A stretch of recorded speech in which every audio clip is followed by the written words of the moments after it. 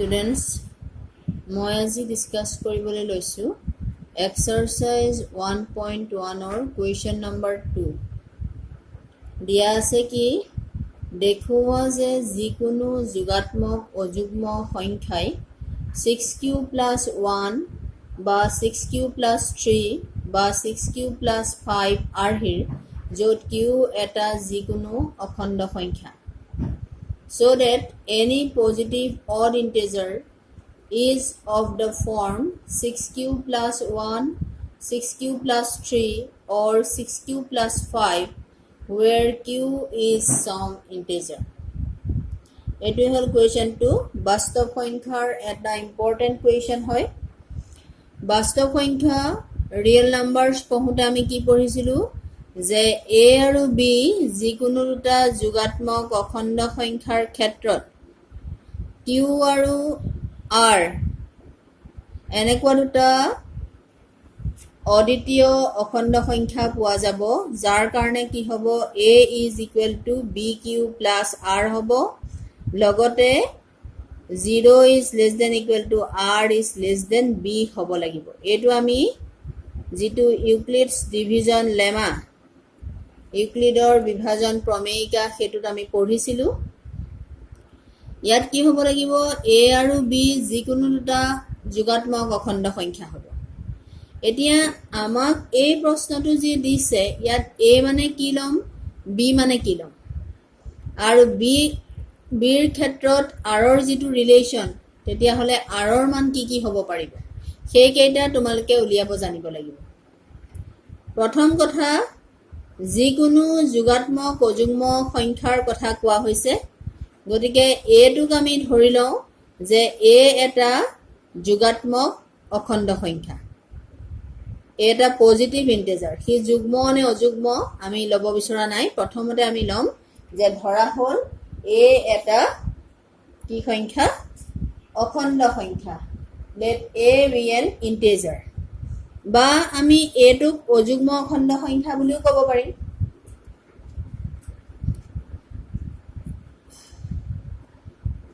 অযুগ্ম অখণ্ড সংখ্যা বুলি ক'লেও হ'ব যে ধৰা হল অসমীয়াটো লিখিম মই ইংৰাজীটো লিখিম ধৰা হল a এটা যোগাত্মক অযুগ্ম অখণ্ড সংখ্যা অযুগ্ম অখণ্ড সংখ্যা এটো মই ধৰি লৈছো যেটো আমাক দিছে যে যিকোনো যোগাত্মক অযুগ্ম সংখ্যাৰ কথা কৈছে গতিকে মই a এটা যোগাত্মক অযুগ্ম অখণ্ড সংখ্যা বুলি লৈছো তেতিয়া হলে b ৰ মান কি হ'ব পাৰিব এতিয়া আমি দেখিছো যে যেটো আমাৰ সংখ্যাৰ যেটো আৰ্হি সেই আৰ্হিটো কি বুলি কৈছে 6q + 1 6q + 3 বা 6q + 5 আৰ্হিৰ হ'ব বুলি কৈছে তাৰ মানে আমি b ৰ জাগাত কি দেখিছো b ৰ জাগাত 6 আছে সেই কাৰণে আমি ধৰি লওঁ আৰু ধৰা হল b = 6 আৰু b = 6 এতিয়া এনেকুৱা দুটা অখণ্ড সংখ্যা q আৰু r পোৱা যাব যাতে কি হয় a = 6q + r হ'ব য'ত 0 <= r <= b ৰ জাগাত কি বহিব 6 বহিব গতিকে এনেকুৱা দুটা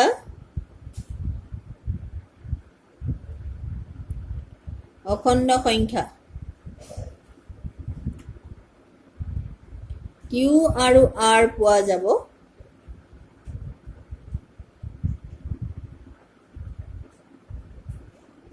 যাতে a = bq নিলিখো এবাৰ আমি 6q + r লিখিম য'ত 0 <= r <= 6 তাৰ মানে এই যেটো ইনইকুয়ালিটি 0 <= r <= 6 এটো আমি সবে জানো যে কি হয় r ৰ মান 0 হ'ব পাৰিব কিন্তু r কি হ'ব নোৱাৰে 6 হ'বগে নোৱাৰে আৰু যেটো অখণ্ড সংখ্যাৰ কথা কৈছে সেই কাৰণে r ৰ মান কি হলেকে যাব পাৰিব 5 লৈকে যাব পাৰিব এটাকে r সমান কি হ'ব 0 1 2 3 4 5 এইকেইটা হ'ব পাৰিব এতিয়া এই r ৰ মান কেইটা যদি মই ইয়াত বহাই দিওঁ তেতিয়াহলে কি হ'ব r ৰ মান যেতিয়া 0 1 2 3 4 বহাই দিম তেতিয়াহলে a কি হ'বগে implies a is equal to হৈ পৰিব 6q plus 0 6q plus 1 6q plus 2 6q plus 3 6q plus 4 বা 6q plus 5 এতিয়া কথা হল কি a এর মান 6q হৈছে 6q plus 1 হৈছে 6q plus 2 6q plus 3 6q plus 4 বা 6q plus 5 এটো আৰহি হ'ব পাৰিব কিন্তু প্ৰথমতে আমি ধৰি লৈছো যে a এটা যুগাত্মক অযুগ্ম অখণ্ড সংখ্যা অযুগ্ম হয় odd numbers হয় odd integers গতিকে odd মানে কি অযুগ্ম মানে কি তাক 2 ৰে হৰণ কৰিব পৰা না যায় 2 ৰে সম্পূৰ্ণৰূপে হৰণ না যায় বা 2 টো কমন আনিব পৰা না যায় কিন্তু এটোত আমি কি দেখিছো 6q plus 0 তাত 2 কমন আহিব 6q plus 2 টো 2 কমন আহিব 6q plus 4 টো 2 কমন আহিব গতিকে a কেইটা 6q plus 4 6q plus 2 6q হিহত কি হ'ব নোৱাৰে 8 কমাব নোৱাৰে কিন্তু কি হয় কিন্তু 6q plus 2 বা 6q plus 4 কি হয় যুগ্ম অখণ্ড সংখ্যা যুগ্ম অখণ্ড সংখ্যা এটাকে a কি আৰহি হ'ব a সমান 6q plus 1 বা 6q plus 3 বা 6q plus 5 আৰহিৰ হ'ব এটো হল আমাৰ কোৱেশ্চন নাম্বাৰ 2 ৰ সলিউশন এতিয়া যদি মই ইয়াক ইংলিশত লিখিব বিচাৰো তেতিয়াহলে কি হ'ব let a be any odd positive integer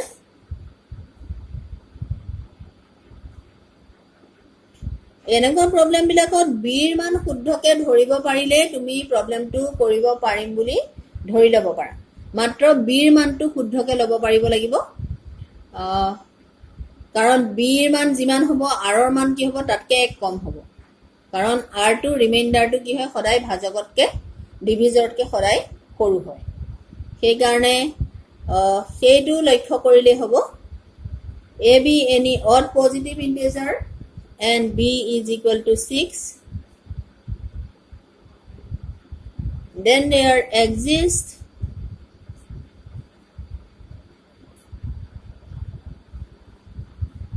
integers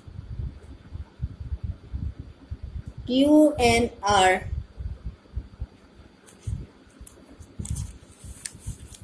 such that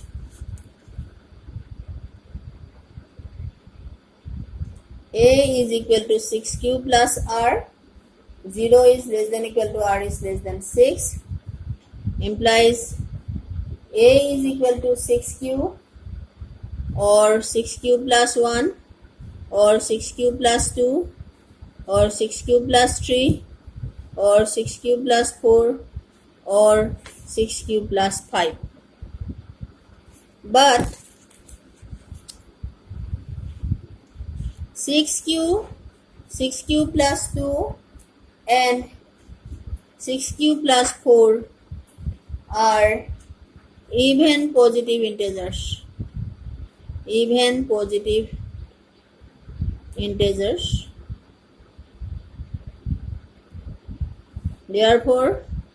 a is equal to 6q plus 1 or 6q plus 3 or 6q plus 5 এটো হল কোৱেশ্চন নাম্বাৰ 2 ৰ সলিউশন কোৱেশ্চন নাম্বাৰ 2 কৰাৰ দৰে আমি কোৱেশ্চন নাম্বাৰ কি কৰিব পাৰিম question number 4 question number 5 solve কৰিব পাৰিম যদি মই এটা কৰি দেখুৱাম কোৱেশ্চন নাম্বাৰ 4 আৰু কোৱেশ্চন নাম্বাৰ 5 তোমালোকে চেষ্টা কৰিবা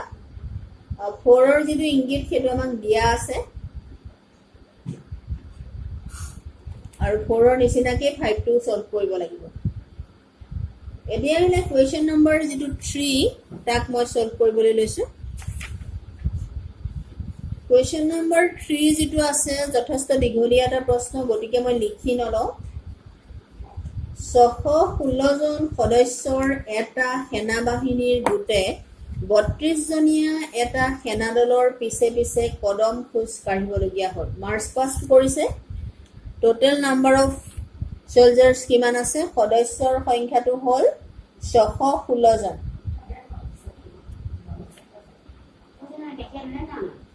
616 জন সদস্যৰ আছে তেওঁলোকে কি কৰিছে 32 জনীয়া সদস্যৰ এনেকে 32 জনীয়া সদস্যৰ পাছে পাছে ইয়াত টোটাল নাম্বাৰ অফ সোলজাৰ্স আছে 32 32 জনীয়া সদস্যৰ পাছে পাছে কদম খোজ কাঢ়িবলগীয়া হ'ল দুয়োটা দলেই একে সমান সংখ্যক স্তম্ভত কদম খোজ কাঢ়িবলগীয়া হ'ল তেওঁলোকে খোজ কাঢ়িবলগীয়া স্তম্ভৰ উচ্চতম সংখ্যা কি হ'ব Any contingent of 616 members is to march behind an army band of 32 members in a parade. The two groups are to march in the same number of columns. What is the maximum number of columns in which they can march? এটা কি কৰিছে 616 জন সদস্য আছে তেওঁলোকে 32 জনীয়া সদস্যৰ পাছে পাছে কি কৰিবলগীয়া হৈছে খুজকাঢ়ি যাবলগীয়া হৈছে তেতিয়া হলে হাইয়েস্ট নাম্বাৰ অফ কলম কিমানটা তেওঁলোকে বনাব পাৰিব 616 জন সদস্যৰে এই 32 জনীয়া গ্ৰুপৰ পাছে পাছে তেওঁলোকে কিমানটা কলমত তেওঁলোকক ভগাই ল'ব পৰা যাব কলম মানে বুজি পাইছে স্তম্ভ তাৰ মানে এজন জনিবা এজন সদস্য নহয় তাৰ পাছত এইখিনি সোলজাৰ থাকিব এটো এজনৰ পাছে পাছে এনেকে থাকিব তেনেকে 32 জন সদস্যৰ পাছত কি কৰিব লাগিব এই 616 জনীয়া সদস্যখিনি কি কৰিব লাগিব ভগাই দিব লাগিব তেতিয়া হলে এই নাম্বাৰ অফ যেটো কলম হলে এটো জনিবা এনেকে 32 জন সদস্য গৈ আছে এই নাম্বাৰ অফ কলমটো ইয়াত কিমান হ'ব শ্ৰেণীৰ তেওঁলোকে খোজ কাঢ়িবলগীয়া স্তম্ভৰ উচ্চতম সংখ্যাটো কিমান হ'ব এই যে দুয়োটা দলৰ কথা কৈছে দুয়োটা দল মানে কি প্ৰথমটো হ'ল 32 জনীয়া সদস্যৰ এটা সেনা দল তেওঁলোকৰ পাছে পাছে খোজ কাঢ়িছে 616 জনীয়া সদস্যৰ এটা সৈন্য বাহিনীৰ গোটে সেই দুইটাক দুটা বুলি কোৱা হৈছে এতিয়া তেতিয়া হলে তেওঁলোকে খোজ কাঢ়িবলগীয়া স্তম্ভৰ উচ্চতম সংখ্যা কিমান হ'ব সেইটো হ'ব এই নাম্বাৰ দুটাৰ গসাগু তাৰ মানে কি 616 আৰু 32ৰ গসাগুৱে হ'ব তেওঁলোকে খোজ কাঢ়িবলগীয়া স্তম্ভৰ উচ্চতম সংখ্যা গতিকে আমি 616 আৰু 32ৰ গসাগু নিৰ্ণয় কৰিলে হ'ব এতিয়া গসাগু নিৰ্ণয়ৰ কাৰণে আমি সৰুতে ক্লাছ 6 7 8ত আমি গসাগু উলিয়াবলৈ শিকিছিলো HCF উলিয়াবলৈ শিকিছিলো বিভিন্ন মেথডত আমি গসাগু উলিয়াইছো কিন্তু যেহেতু এইবাৰ ক্লাছ এতিয়াৰ যেটো আমাৰ ৰিয়েল নাম্বাৰছ সেই ৰিয়েল নাম্বাৰছ এক্সাৰসাইজটো চেপ্টাৰটো গসাগু উলিওৱাৰ এটা মেথড দি থোৱা আছে ইউক্লিডছ ডিভিজন লেমা বাই ইউজিং ইউক্লিডছ ডিভিজন এলগৰিথম ইউক্লিডৰ কলন বিধি ব্যৱহাৰ কৰি আমি গসাগু নিৰ্ণয় কৰিবলৈ শিকিছো গতিকে সেইটো নিয়মত গসাগু উলিয়াব লাগিব তো আমি গসাগু উলিয়াও এটা কি লিখিম যে খোজ কাঢ়িবলগীয়া স্তম্ভৰ উচ্চতম সংখ্যা হ'ব খোজ কাঢ়িবলগীয়া স্তম্ভৰ উচ্চতম সংখ্যা হ'ব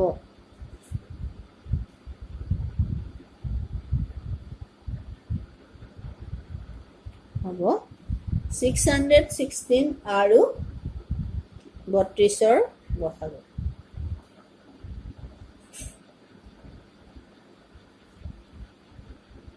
গতিকে ইউক্লিডৰ ডিভিজন লেমা ব্যৱহাৰ কৰি বা ইউক্লিডৰ ডিভিজন এলগৰিথম ইউজ কৰি আমি ইহঁতৰ গসাগু নিৰ্ণয় কৰিম ইউক্লিডৰ বিভাজন কলন বিধি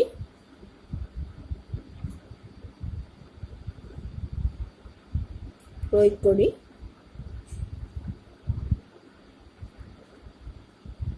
আমি 616 আৰু 32ৰ গসাগু নিৰ্ণয় কৰিম।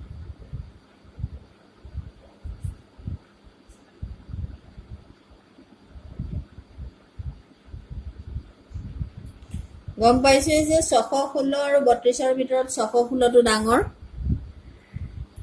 since 616 is greater than 32, গতিকে কি কৰিব লাগিব 32 616 হৰণ কৰিব লাগিব। 32 616 হৰণ কৰিলে কেইবাৰ যাব 32 দুগুণ 64, গতিকে এবাৰ দিম 32 11 9 11 2 296 32 296 9 বাৰ দিলোঁ 9 2 18 টুকলি বৰ 1 9 27 28 288 8 তাৰমানে আমি কি পালোগে যে 616 is equal to 32 into 19 plus 8। এতিয়া যেহেতু ভাগশেষ 0 হৈ যোৱা নাই, r টো 0 হৈ যাব লাগিব, সেই কাৰণে আকৌ এবাৰ কাৰ লগত এপ্লাই কৰিব লাগিব 32 আৰু 8 ৰ লগত আমি ইউক্লিডৰ বিভাজন প্ৰমেয়িকা প্ৰয়োগ কৰিব লাগিব। 32 আৰু 8 ৰ লগত বিভাজন প্ৰমেয়িকা প্ৰয়োগ কৰি পাওঁ।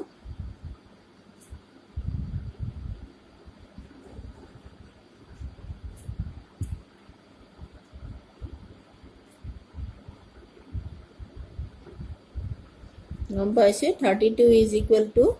8 into 4 plus 0 হলে কি হৈছে যে 32 is equal to 8 into 4 plus 0, তাৰ মানে হৰণ কৰিছো কি হৰে 8 এৰে হৰণ কৰিছো 32 4 বাৰ গৈছে 32 0। শেষৰ বাৰ ভাজক কি আছিলে 8 আছিলে, গতিকে কি হ'ব 616 আৰু 32 ৰ গসাগু হ'ব 8। যেহেতু শেষৰ পৰ্যায়ত শেষৰ স্তৰত বা পৰ্যায়ত ভাজক আছিল 8, এটাকে 616 আৰু 32ৰ গসাগু কিমান হ'ব গসাগু হ'ব 8, অৰ্থাৎ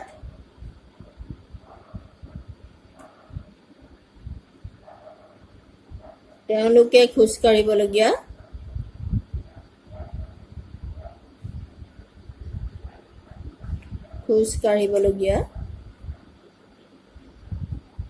স্তম্ভৰ উচ্চতম সংখ্যা হ'ব উচ্চতম সংখ্যা সমান 8। এটো ইংলিশত কেনেকৈ লিখিব লাগিব মই লিখি দিছো the maximum number of columns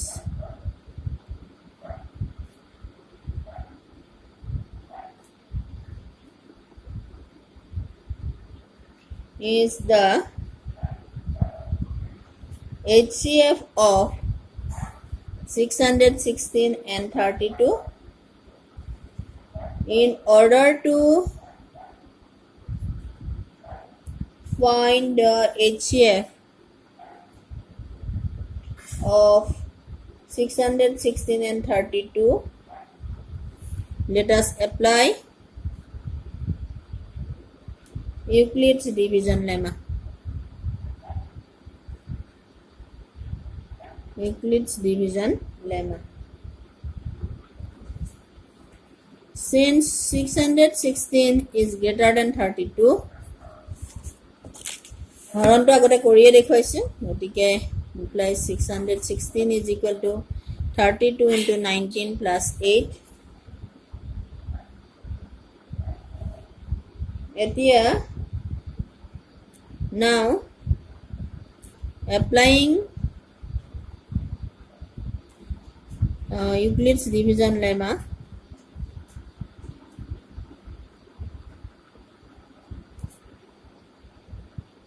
In এবাৰ 32 আৰু 8 ৰ লগত প্ৰয়োগ কৰিব লাগিব 32 and 8 we get 32 is equal to 8 into 4 plus 0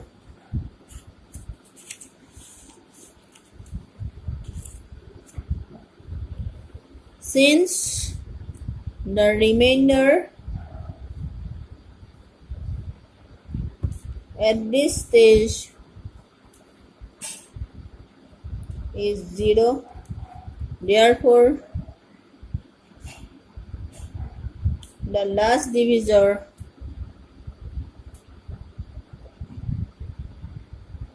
that is 8 is the HCF of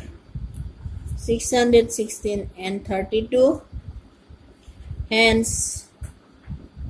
maximum number of columns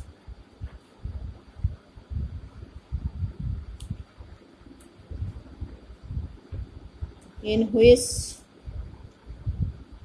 they can merge is 8. Hence maximum number of columns in which they can merge is 8. আজি মই solve কৰিলো exercise 1.1 ৰ question number 2 আৰু question number 3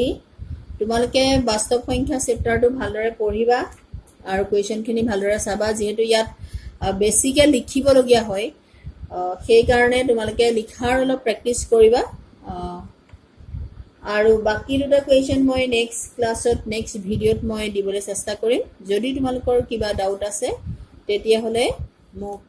জনাবা বুলি আশা ৰাখিলো thank U